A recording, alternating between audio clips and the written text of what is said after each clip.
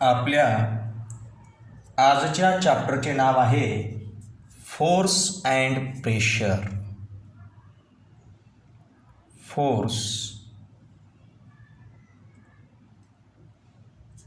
And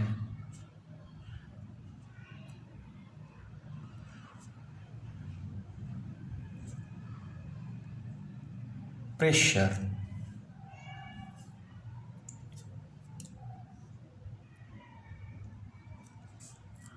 तिसरा chapter आहे. पहा, आपल्याला या चॅप्टरमध्ये सर्वात प्रथम फोर्स म्हणजे काय हे पाहायचं आहे. त्यानंतर आपण प्रेशरबद्दल माहिती घेऊया. इथे लक्षात घ्या की फोर्स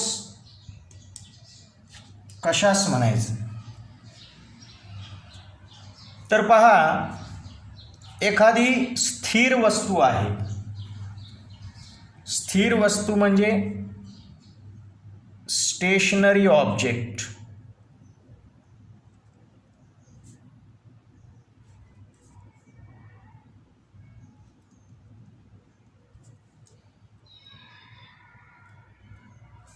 स्टेशनरी ऑब्जेक्ट म्हणजे रेस्ट पोझिशनमध्ये असलेला ऑब्जेक्ट, स्थिर अवस्थेत असलेली वस्तू आहे. या वस्तूला आपल्याला गतिमान करायचं आहे, म्हणजे त्या वस्तूमध्ये आपल्याला मोशन निर्माण करायचं. काय निर्माण करायचं आहे? मोशन निर्माण करायचं आहे असं आपण गृहीत धरू. तर मग अशा वेळी त्या स्थिर वस्तूला गतिमान करण्यासाठी आपल्याला त्या स्थिर वस्तूवर जी क्वांटिटी अप्लाय करावी लागते त्या क्वांटिटीला आपण म्हणतो फोर्स. काय म्हणतो? फोर्स. म्हणजे उदाहरणामध्ये एक स्थिर वस्तू आहे, तिला गतिमान करण्यासाठी आपण त्या वस्तूला पुश केलं म्हणजे ढकललं. ढकललं म्हणजे आपण काय अप्लाय केलं? फोर्स अप्लाय केला. हे आपण इथं लक्षात घेतलं पाहिजे. तर पहा की स्थिर वस्तू गतिमान करण्यासाठी आपल्याला त्या वस्तूवर काय एक्झर्ट करावं लागतं? काय लावावं लागतं? फोर्स लावावं लागतं. याशिवाय जी वस्तू मोशनमध्ये आहे, गतिमान आहे, अशा वस्तूला जर आपल्याला रेस्ट पोझिशनमध्ये आणायचं असेल, रेस्ट पोझिशनमध्ये आणायचं असेल म्हणजे त्या वस्तूला स्थिर स्थितीमध्ये आणायचं असेल तरी आपल्याला त्या ठिकाणी फोर्स लावावा लागतो. म्हणजे समजा असं गृहीत धरा की आपल्या दिशेने एखादा बॉल येत आहे.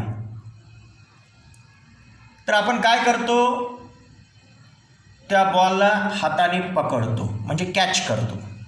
अशा वेळी मोशनमध्ये असलेला तो बॉल रेस्ट पोझिशनमध्ये येतो. त्यावेळी आपण हाताने त्याला पकडतो म्हणजे काय करतो की त्या बॉलवर आपण काय लावतो? फोर्स लावतो.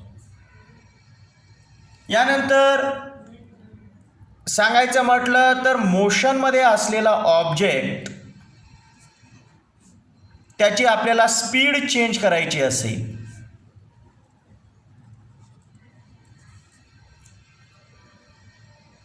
म्हणजे वेगाने जात असलेले वाहन त्याला आपल्याला कमी वेगाने जर पुढे न्यायचं असेल तर आपण काय करतो? त्याची स्पीड चेंज करतो. किंवा एखाद्या वेळेस स्थिर असलेली वस्तू जेव्हा गतिमान होत असते तेव्हा तिच्या स्पीडमध्ये चेंज होतो. म्हणजे आपल्याला काय लक्षात येतं की मूव्हिंग ऑब्जेक्ट याची स्पीड जर चेंज करायची असेल तरी आपल्याला काय लावावा लागतो? फोर्स लावावा लागतो. यानंतर मोशनमध्ये असलेल्या ऑब्जेक्टचं जर आपल्याला डायरेक्शन चेंज करायचं असेल, काय करायचं असेल? डायरेक्शन चेंज करायचं असेल तर अशा वेळी सुद्धा आपल्याला फोर्स लावावं लागतं.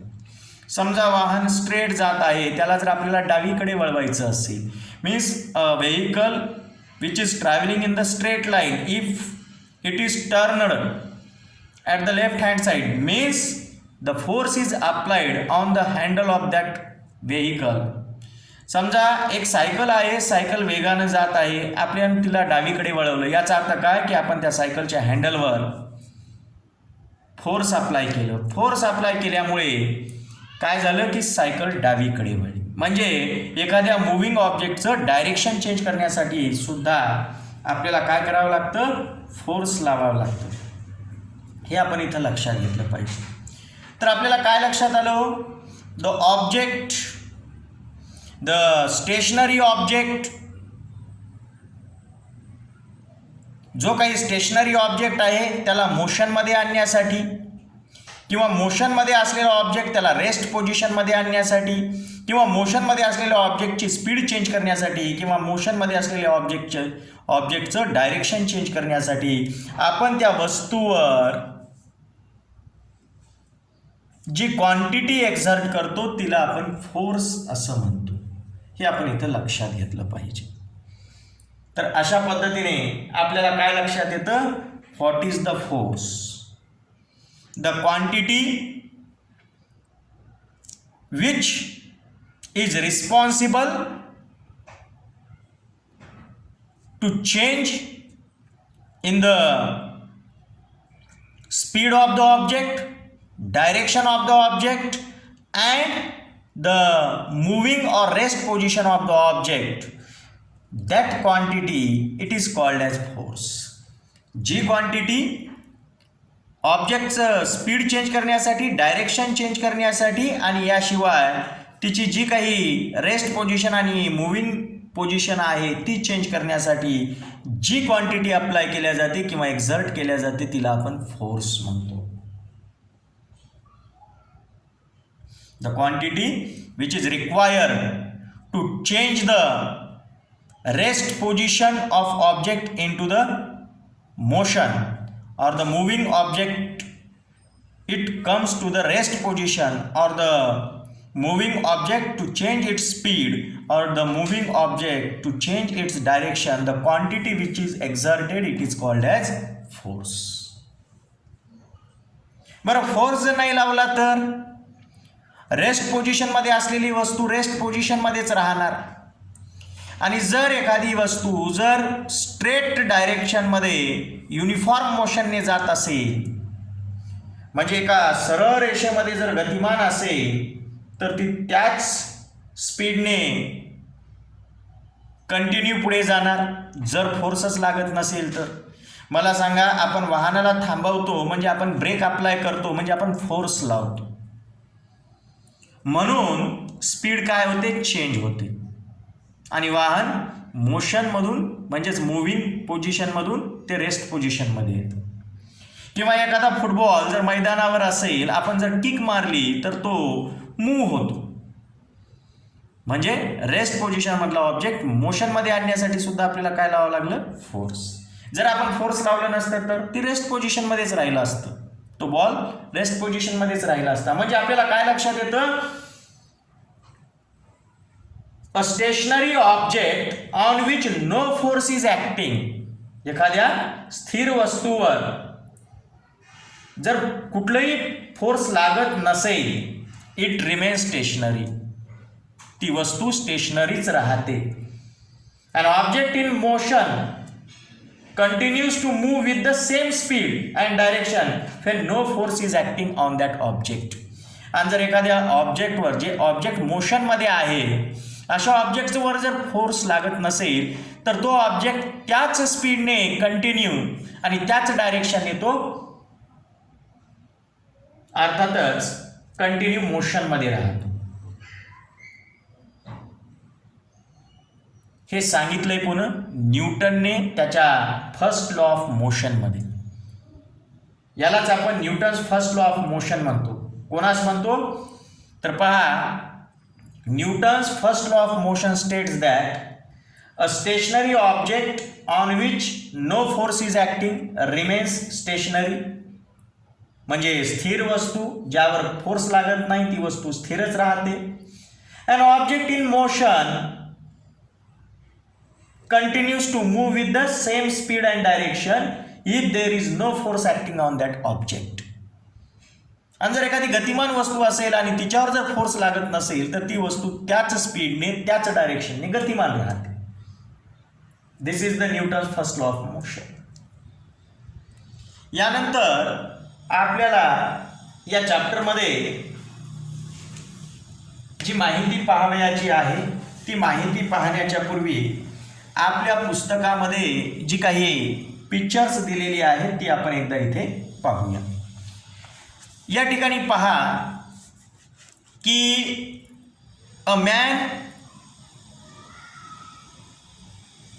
हा एक व्यक्ती आहे and this man applies the force on the car from behind.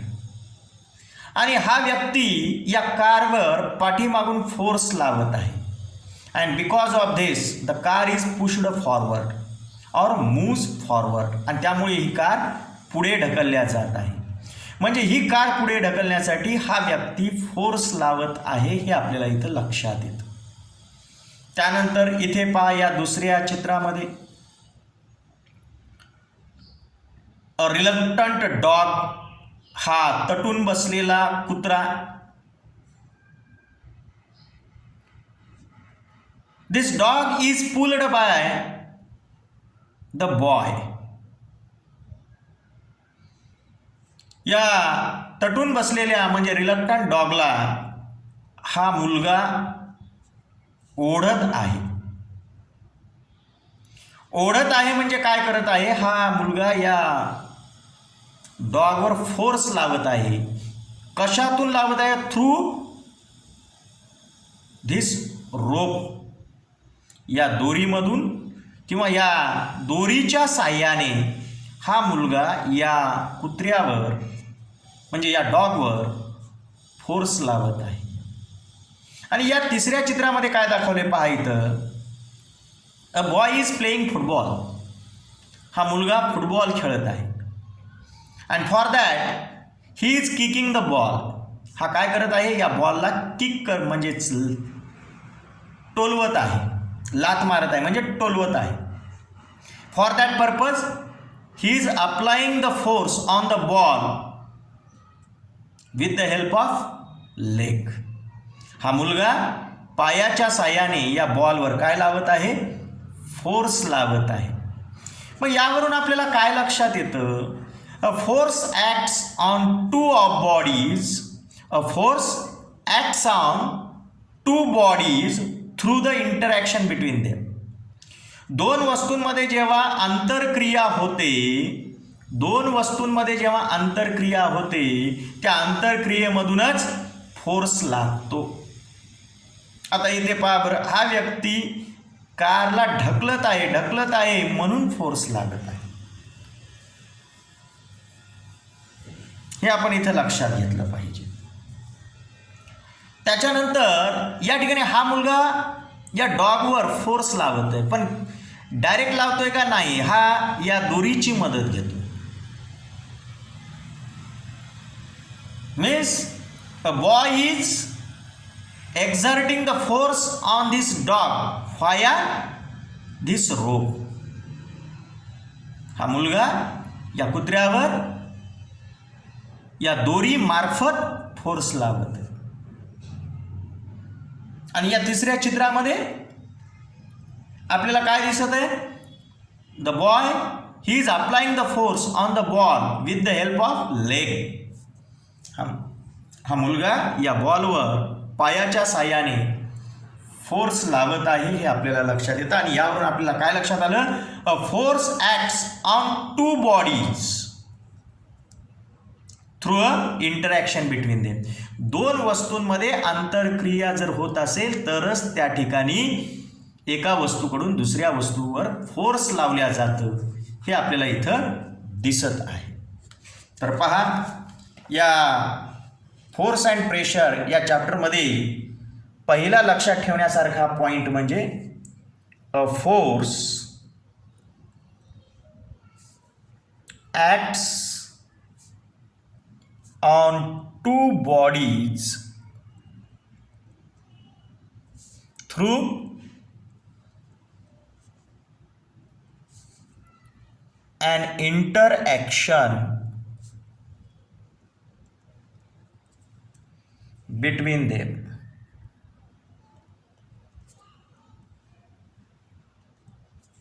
A force acts on two bodies through an interaction between them. दोन वस्तूंमधील आंतरक्रियांमुळे त्या ठिकाणी फोर्स प्रयुक्त होतं, हे आपल्याला इथे लक्षात येतं. त्यानंतर आपल्याला या चॅप्टरमध्ये पुढचा महत्त्वाचा पॉईंट पाहायचा आहे, तो म्हणजे contact and non contact forces. Contact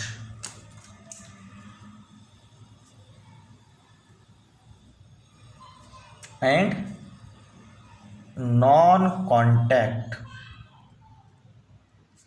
forces याबद्दल आपल्याला या ठिकाणी माहिती घ्यायची. कॉन्टॅक्ट फोर्स म्हणजे संपर्क बल आणि नॉन कॉन्टॅक्ट फोर्स म्हणजे असंपर्क बल, याबद्दल आपल्याला माहिती पाहायची. इथे लक्षात घ्या पुन्हा एकदा, आपण जर ही या ठिकाणी पुन्हा पिक्चर्स जर पाहिली तर आपल्याला कॉन्टॅक्ट फोर्स काय असतं आणि नॉन कॉन्टॅक्ट फोर्स काय असतं ते लक्षात येतं. पहा या ठिकाणी या चित्रांमध्ये तुम्ही पहा काय दिसतं की this man is exerting the force on this car. हा माणूस या कारवर फोर्स लावत आहे. For that purpose he has to push the car with the help of hands. यासाठी त्याला काय करावं लागत आहे की स्वतःच्या हाताने या कारवर फोर्स लावावा लागत आहे. म्हणजे या व्यक्तीचा या कारसोबत कॉन्टॅक्ट आलेला आहे आणि या कॉन्टॅक्टमुळे हा फोर्स लागत आहे. सच type of the force is called contact force. या प्रकारच्या फोर्सला आपण काय म्हणतो, contact force. A force acts through a direct contact of the objects. It is called as contact force. या ठिकाणी या दुसऱ्या चित्रामध्ये पहा, हा मुलगा या कुत्र्याला ओढत आहे. ओढण्यासाठी त्याने दुसऱ्या ऑब्जेक्टचा उपयोग केलेला आहे. या ठिकाणी या रोपचा उपयोग केलेला आहे, म्हणजे दोरीचा उपयोग केलेला आहे.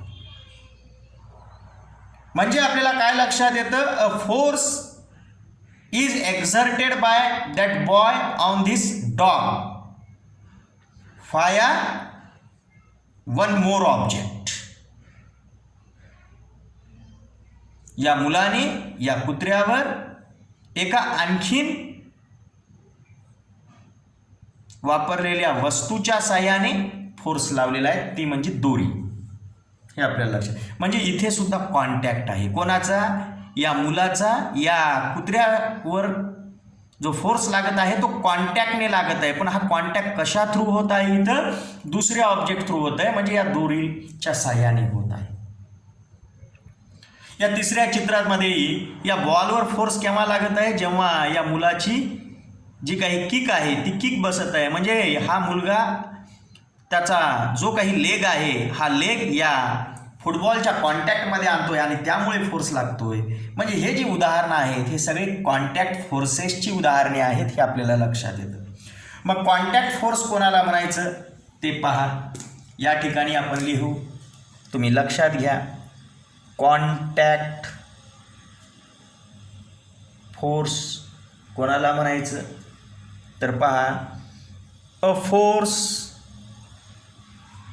Acts through direct contact of the objects or via one more object.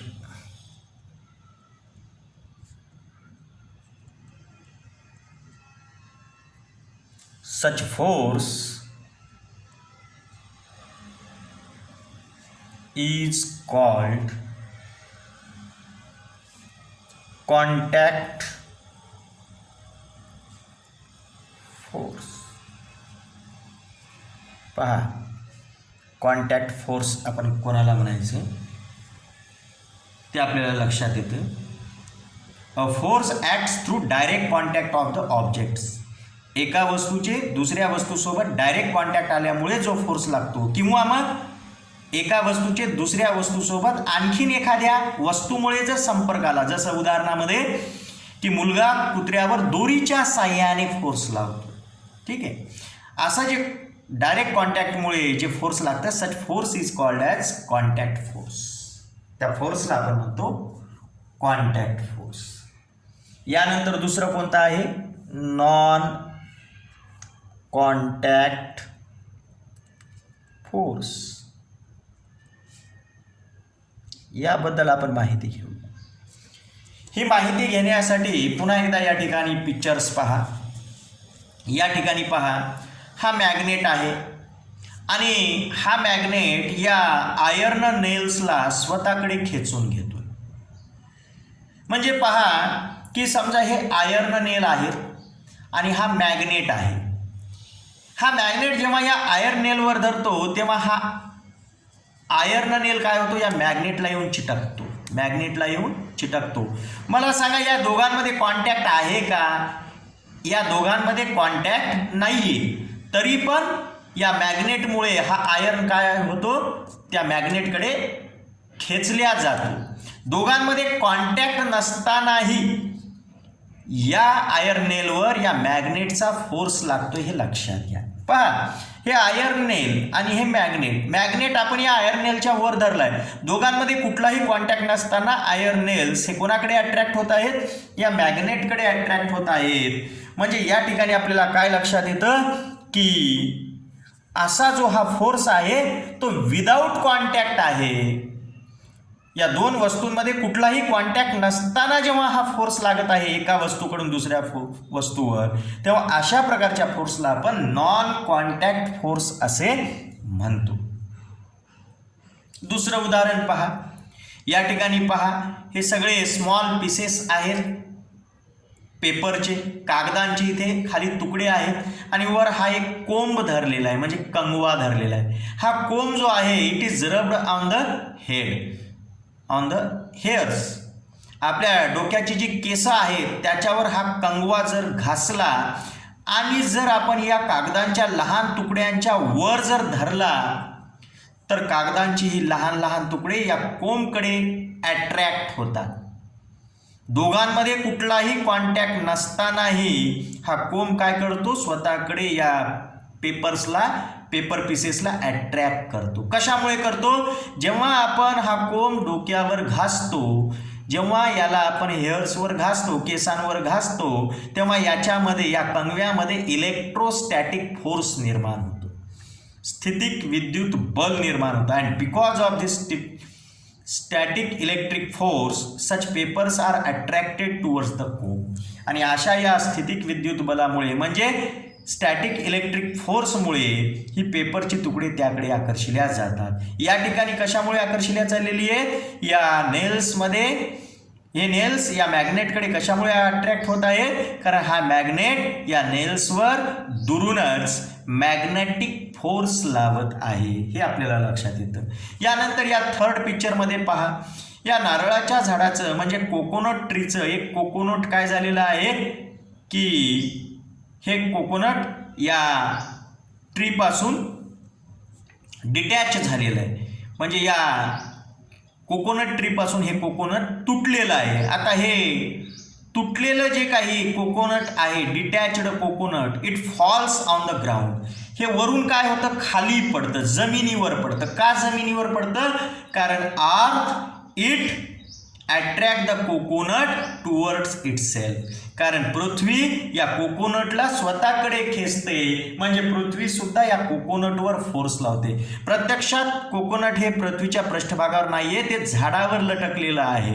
तरी पण तिथून तुटल्यानंतर ते खाली पडतं. म्हणजे पहा की पृथ्वीच्या पृष्ठभागाकडून या वर झाडावर असलेल्या कोकोनटवर फोर्स लागत आहे. म्हणजे कोकोनट आणि पृथ्वीचा जो पृष्ठभाग आहे यांच्यामध्ये कुठलाही कॉन्टॅक्ट नसतानाही या कोकोनटवर या आर्थचा जो फोर्स लागत आहे तो फोर्स म्हणजे ग्रॅव्हिटेशनल फोर्स लागत आहे किंवा फोर्स ऑफ ग्रॅव्हिटी जी काही आहे अर्थची, त्याच्यामुळे हा कोकोनट हा अर्थकडे अट्रॅक्ट होत आहे. मग हा सुद्धा इथे ग्रॅव्हिटेशनल फोर्स जो लागत आहे हा फोर्स सुद्धा कोणता फोर्स आहे? नॉन कॉन्टॅक्ट फोर्स आहे, हे आपल्याला लक्षात येतं.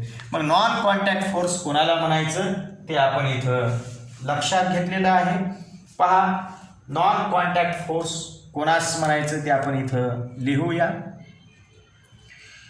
पहा a force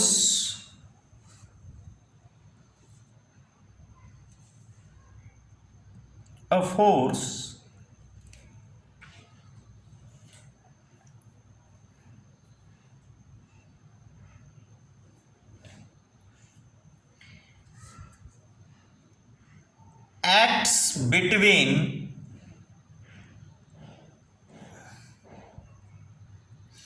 two objects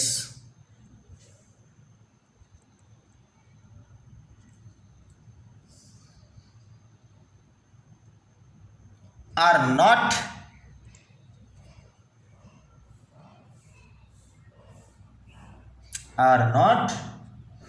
in contact.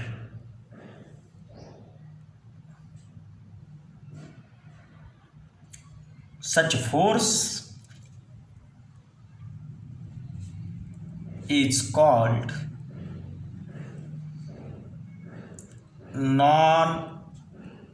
non-contact force.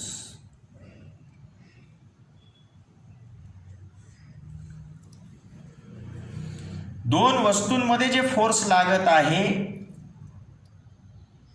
ज्या दोन्ही वस्तूंमध्ये कुठलाही कॉन्टॅक्ट नाही, एकमेकाच्या संपर्कात नाही, अशा दोन वस्तूंमध्ये जो फोर्स लागतो such force is called non contact force. Magnetic force आहे, इलेक्ट्रोस्टॅटिक फोर्स आहे, त्याच्यानंतर ग्रॅव्हिटेशनल फोर्स आहे. ही सगळी फोर्सेस जी काही आहेत ही नॉन कॉन्टॅक्ट फोर्सेस आहेत. तर जे मसल फोर्स आहे म्हणजे जे आपल्या स्नायूंकडून फोर्स लागतं. उदाहरणामध्ये मी एखाद्या कारला जर ढकलत आहे तर मला हाताने ढकलावं लागतं, म्हणजे मी मसलच्या साहाय्याने काय करतो त्या कारवर फोर्स अप्लाय करतो. म्हणजे इथे एका वस्तूचा दुसऱ्या वस्तूसोबत कॉन्टॅक्ट येतो. मग अशी फोर्स कॉन्टॅक्ट फोर्स असतात, हे आपण इथं लक्षात घेतलं पाहिजे. मस्क्युलर फोर्स हे कॉन्टॅक्ट फोर्स आहे, हे आपल्याला इथं लक्षात येतं. तर अशा पद्धतीने अर्थातच आपल्याला ही माहिती इथे लक्षात आलेली आहे की कॉन्टॅक्ट फोर्स कोणास म्हणायचं आणि नॉन कॉन्टॅक्ट फोर्स कोणास म्हणायचं.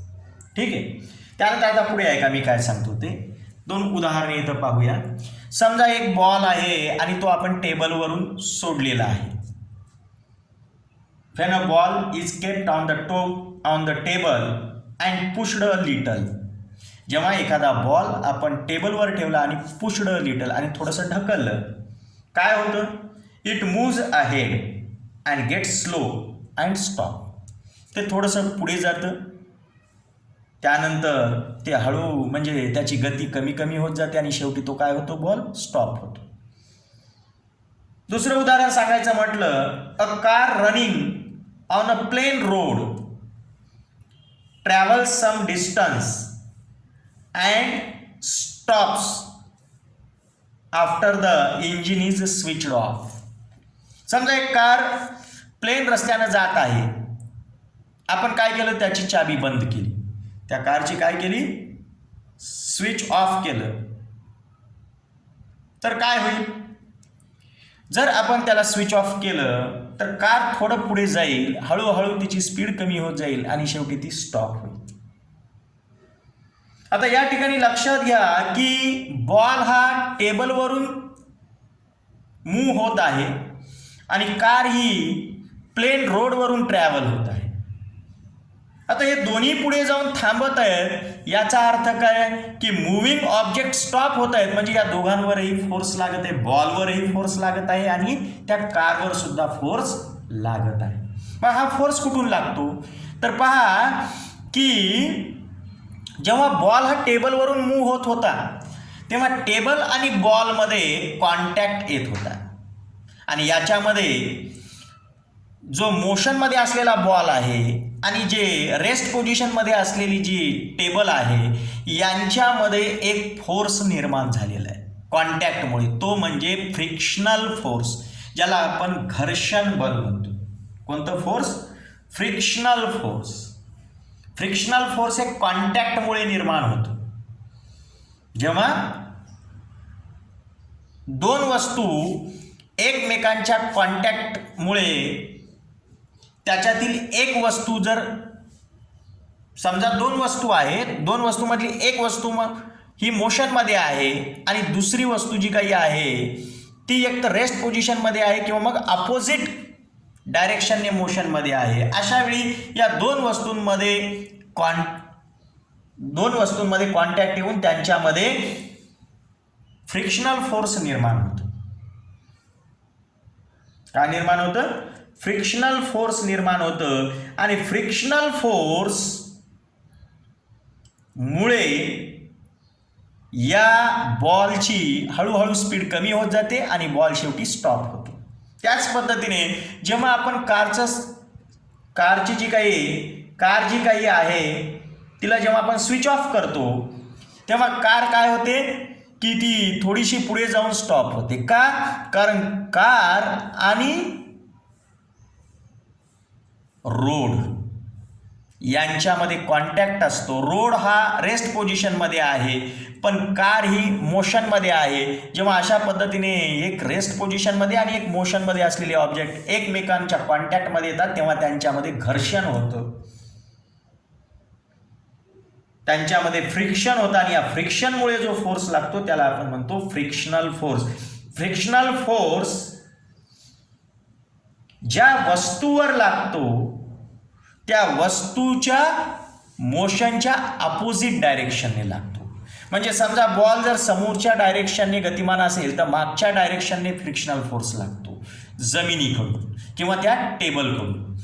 तसंच आहे एखादी कार जर मोशनमध्ये आहे रोडवरून तर रोड हे मागच्या दिशेने, म्हणजे कार ही फॉरवर्ड जात असेल तर बॅकवर्ड डायरेक्शनने त्याच्यावर जमिनीकडून त्या रोडकडून फ्रिक्शनल फोर्स लागतं.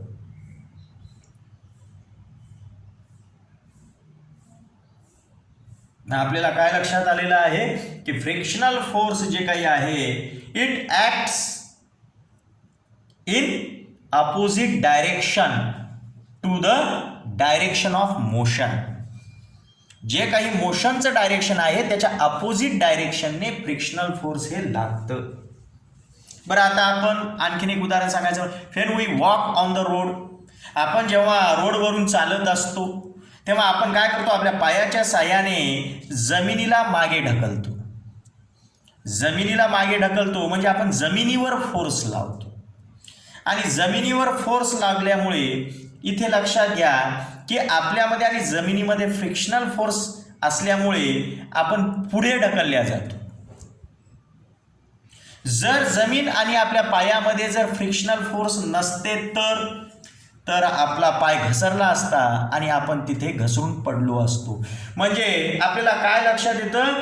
While walking we push the ground behind with our feet. जेव्हा आपण चालत असतो तेव्हा आपण आपल्या पायाने जमिनीला मागे ढकलत असतो. In the absence of friction we will slip and we will not able to walk. जर तिथं फ्रिक्शनल फोर्स जर नसता तर आपण त्या ठिकाणी चालू शकलो नसतो, आपण घसरून पडलो असतो. म्हणून यावरून आपल्याला काय लक्षात येतं? All the objects in motion have a frictional force. All the objects in motion have a frictional force acting on them which is acting in the direction opposite to the direction of motion.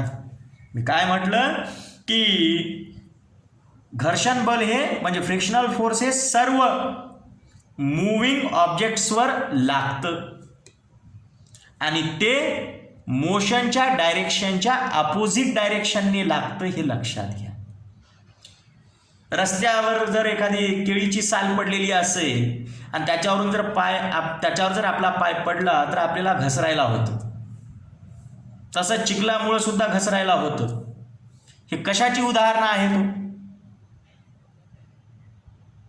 Frictional force कमी झाल्याची ही उदाहरणं आहेत, हे इथं लक्षात घ्या. Reduced friction due to which the slip over the banana peel or slip due to mud occurs, हे आपल्याला इथं लक्षात